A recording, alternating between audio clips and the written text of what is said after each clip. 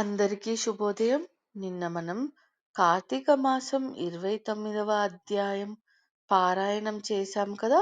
అక్కడ మనం ద్వాదశ పారాయణ విధి గురించి నేర్చుకున్నాం కదా. ఈరోజు 30వ అధ్యాయం చివరి అధ్యాయమైన కార్తీక వ్రత ఫలశ్రుతి గురించి తెలుసుకుందాం.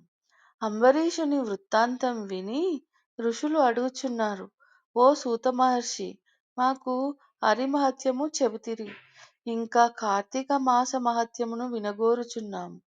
కలియుగంలో కలుషమానసులై రాగాదులకు లోబడి ఉండి సంసార సముద్రములో మునిగియున్న వారికి అనాయాసంగా పుణ్యం ఎట్లు లభించును?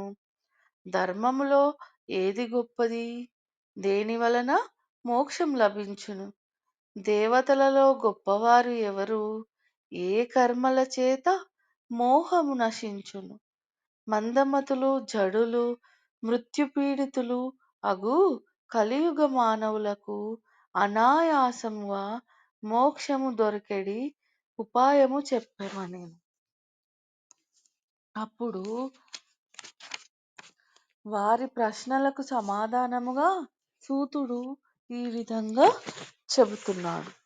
మునీశ్వరులారా, అనేక యాగములు చేసినయు అనేక పుణ్యతీర్థములందు స్నానమాచరించియు ఏ ఫలమును పొందెదరో ఆ ఫలము ఇలాంటి మంచి మాట చేత లభ్యమగును. కార్తీక ఫలము వేదోక్తము. ఈ మాసమందు వేదోక్త ఫలము పొందుతారు. సర్వశాస్త్రములు చెప్పుటకు నేను సమర్థుడనుగాను, కాలము చాలదు కనుక సారమాత్రము విశదీకరిస్తాను.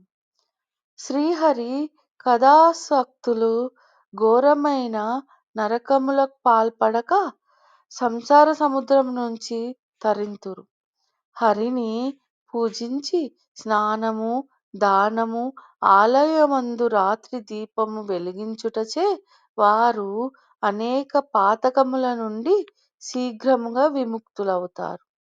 సూర్యుడు తులారాశిని పొందినది మొదలు 30 దినములు కార్తీక వ్రతమును చేయవలెను. అలా చేయువారు జీవన్ముక్తుడు. బ్రాహ్మణులు గాని, క్షత్రియులు గాని, వైశ్యులు గాని, శూద్రులు గాని, స్త్రీలు గాని కార్తీక వ్రతమును చేయని ఎడల తమ కుటుంబాలతో సహా అంతమిశ్ర నరకమును పొందుతారు.